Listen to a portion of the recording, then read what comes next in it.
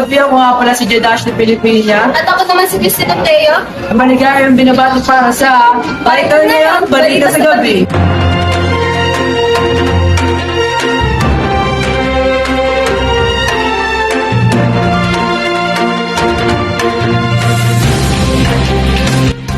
Ang aming nangungunang balita ngayong gabi ay umiikot sa lumalaking pag-aalala para sa Pilipinas ngayong 2023, kung saan ang makabuluhang issue ng kahirapan at pinalalaan ng tumataas na inflasyon.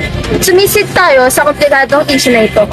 Ang survey na isinagawa mula noong ika-26 na Marso hanggang ika-29 ay nagpakita na tinatayang 51% o 14 na milyong pamilya ang nag-rate sa kanilang sarili bilang mahirap. Kahit pa natin ang ating mga tagapanood na magbigay ng donasyon sa ating Bigay Python, pwede kayo magbigay ng mga dilatang pagkain, pera at iba pa para matulungan mga tao na ito.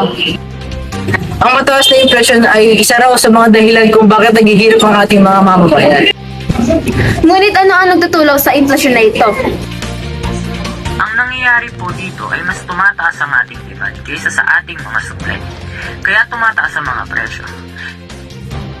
Isipin nyo na may 3 paninda dyan, pero may 4 na mamimili. Walang magagawa si tindera kundi magtaas ng presyo para alisin yung isa at magkita sa gitna ang demand at supply.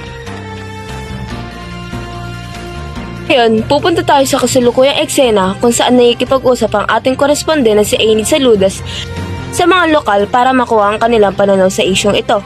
Enid? Magandang gabi mga kababayan. Nandito ako sa lansangan ng Maynila. Nakikipag-usap sa isang lokal tungkol kung paano niya kinakaharap ang mga hamon sa ekonomiya. Gino, pwede mo po ibahagi kung paano nakaka-apekto sa budget ng pamilya mga taas ang presyo? Aba, nagiging mahirap na ang kumita ngayon. Ang mga presyo tumataas, ngunit ang kami makita hindi na ayon sa presyo. Salamat sa pagbabahagi ng iyong kanakapan. Balik sa inyo, Jed. Salamat din, Ezekiel. Malinaw na ang isyong ito ay nagkakaroon ng malalim na epekto sa maraming Pilipino. Nakaka-apekto hindi lamang sa kanilang pinansyal na kagalingan, kundi pati na rin sa kanilang pangkalahatang kalidad na buhay. Kaya tandaan natin mga kababayan, na gumastos na mabuti, lalo't at mahal ang mga presyo ngayon. Ang kahirapan at inflasyon ay mga pangunahing alalahanin sa Pilipinas sa taong 2023 na nakaka-apekto sa milyong-milyong pamilya. Ang gobyerno at ang mga gumagawa ng patakaran ay naharap sa mapanghamong gawain na magpaghahanap ng mga solusyon upang maibsan ang pasanin sa mga pinakamahina. Tumuli si Jadash ng Pilipina At Christina Teo na nagpapaalam para sa Ito ngayon, Balita sa Gabi.